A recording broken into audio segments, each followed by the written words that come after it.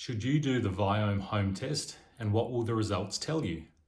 I ordered the Viome Gut Microbiome home test to help me make some dietary changes to improve my gut health and my overall well-being.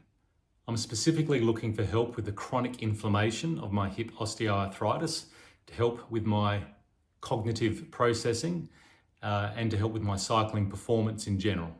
I'm also really interested in longevity science, as I would like to stick around for a while, and I'd like to help other people do the same. I hope you'll tag along on this journey with me. We've all heard that we should try and cut down on over-processed foods, and we should try and eat less sugar, which is generally regarded as being pro-inflammatory. We should be aiming to get a better balance of macronutrients in our diets. Generally, I live a healthy lifestyle, and I think my diet is pretty good. But more recently, I've seen TED Talks and I've heard podcasts where there's a discussion about even good foods being bad for some people, depending on their individual gut microbiome. And I really like the idea of providing individually tailored diet recommendations rather than taking a one-size-fits-all approach. The Viome home test kit cost me around 480 Australian dollars, which included a 20% discount, which I think was a Christmas or New Year's special at the time. My test kit arrived after a few weeks, which I think was actually pretty rapid considering it was right in the middle of the New Year's holiday period, and the test kit was coming from the United States. I actually ordered the full body intelligence kit, which includes 3 tests: the gut microbiome test, the oral microbiome test, and a finger prick blood test. The one I actually had most trouble with was the blood sample. The test kit has 2 blood collection tubes and they ask for enough blood to fill both. They sent 2 finger prick devices, which are single use only, which I guess is sensible to prevent cross-infection, but I needed more than that, or needed to be able to reuse one. I found that even following their instructions to do pre-warming hand exercises or full-on upper body exercises, my finger wounds actually stopped bleeding before I had enough blood collected. Even though I used both of the finger prick devices that were sent, I only had enough blood to fill one of the tubes, not both as they requested. Anyhow, after all of this, I took the package containing the 3 specimens to my local post office and sent it back to the specified address, which is in the US. This was a bit of a rigmarole as well, as you need to fill out a customs declaration exactly the right way, and the cost of postage was around about $35, so you want to make sure that you get it right. Obviously, if you are in the USA, this process is much simpler. You don't need the customs declaration, and I think the postage is prepaid. While waiting for my test results, there were several email reminders that came through from Viome telling me to download their app, to create a login, and go through their questionnaire, which helps to interpret your individual results. The questionnaire did take quite some time. I'd say it was at least half an hour. It was very thorough, but it was a little repetitive. 20 days later, after posting my samples in, I got my results back. Thankfully, there was no mention of insufficient blood samples, so I'm assuming that they had enough to do their normal testing. When I was first scrutinizing my results that came through, I watched an hour-long YouTube video from the Viome clinical nutrition team that was titled, "I have all this info in my results. Now what?" Good question. They actually suggested a few sensible and simple tips to help get started with their program. Don't get overwhelmed by the breadth of information presented, because there is a lot of information there. Start your dietary improvement journey by including more of the superfoods rather than just trying to cut out all of the avoid foods, which is sensible advice, because otherwise it might feel like punishment to take out some foods that maybe you enjoy, but you're now being told are actually bad for you. There are a variety of health scores presented, and they may not all be complementary. Some of the scores may be low. However, if you've made it this far through life with poor health scores, imagine how much better things will be when those scores improve. The introductory video reminds us that these are wellness tests. They are not illness diagnostic tests, and low scores do not necessarily indicate the presence of disease. Rather, they help to detect early molecular manifestations of imbalance in the body and offer the tools to help combat this. Some of the foods listed as superfoods may also turn up on food sensitivity tests. Viome looks at interactivity between foods and gene expression. There is a place on the Viome Questionnaire to list any known food allergies, which would automatically then get put onto the avoid list, and also any known food sensitivities, which would then automatically get placed on the Minimise list. These foods would then, of course, also be avoided in any supplement recommendations. Viruses might appear on the active gut microbiome list.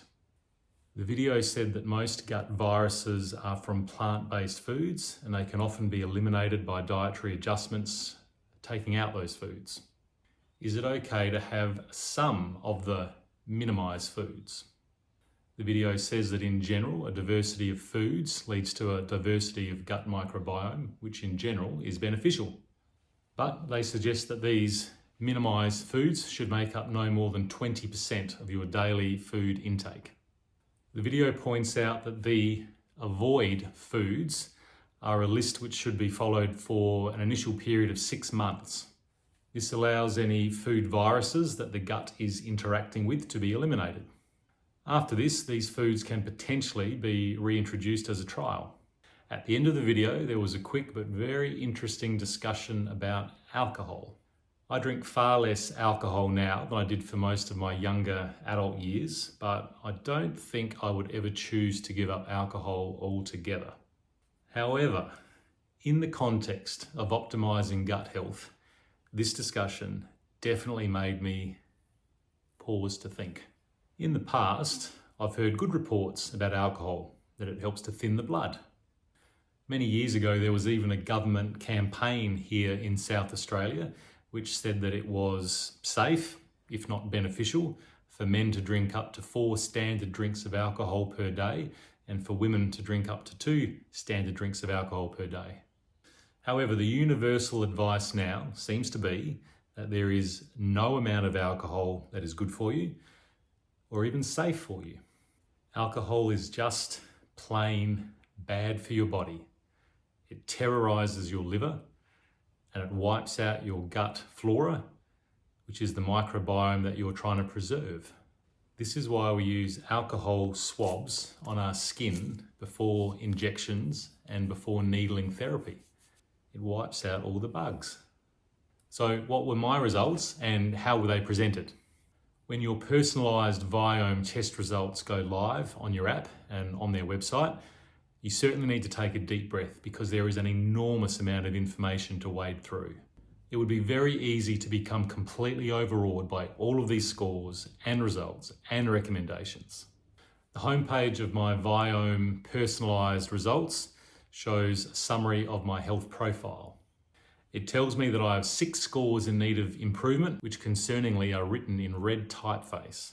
For me, these 6 problem areas were cellular and energy efficiency, vascular health, energy production pathways, LDL cholesterol pathways, oral urease pathways, and vitamin D pathways.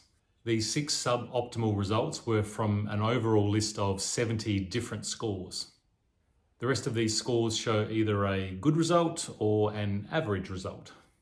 I've seen blood test results before telling me that my LDL cholesterol results were relatively high, so this was not a great surprise. However, I'm now a little concerned about the scores for vascular health, energy efficiency, and energy production. Partially because I regard myself as a cycling athlete, and partially because I want to have as much energy as possible to get through each day. Even more so if I've risen early to go for a ride and then have to stave off fatigue for the rest of the day. And as I said at the start, I want to live a long life, a long, healthy life. Then, of course, my attention was drawn to the 4 lists of food. Viome divides food recommendations into 4 groups. So the first group is Superfoods, which they want you to have more of. Enjoy foods, which are good as well. Minimise foods, which you want to try and cut back on, no more than 20% of dietary intake. And the final list is avoid foods, which you want to try and get off the menu. In my avoid food section, there were two main reasons given for the 11 foods that they have placed off limits. The first reason given was for a group of foods that are likely to contribute to an elevated LDL cholesterol pathway. For me, this was fatty beef, duck, goose, coconut oil, coconut meat, coconut milk. The second grouping of foods are likely to increase inflammation in the body, and this I'm particularly interested in given my hip osteoarthritis situation. So these foods were listed as capsicum, sometimes are called bell peppers, eggplant, tomatoes, and potatoes. As I'm learning, these four all fit into a category of nightshade plants, and these all contain solanum glycosides. The final food placed on my avoid list was wild tuna, and this was listed as, or the problem was listed as, the potential for heavy metal buildup. So from this list, cutting out coconut will be a bit of a challenge because both my wife and I like Thai curries, and we cook with coconut milk. Equally challenging, cutting out tomatoes. I always thought tomatoes were a healthy vegetable, or are they a fruit? But apparently not healthy for me. But potatoes, no more mashed potatoes, roast potatoes, French fries. But I guess the good news is that these recommendations are just for an initial 6-month period before you would then go and redo the full body intelligence test, see if the scores have changed and see if the food recommendations can change. By contrast, there were about 35 superfoods listed, which are foods that are going to improve my gut microbiome health and hopefully help turn around some of those poorer health scores.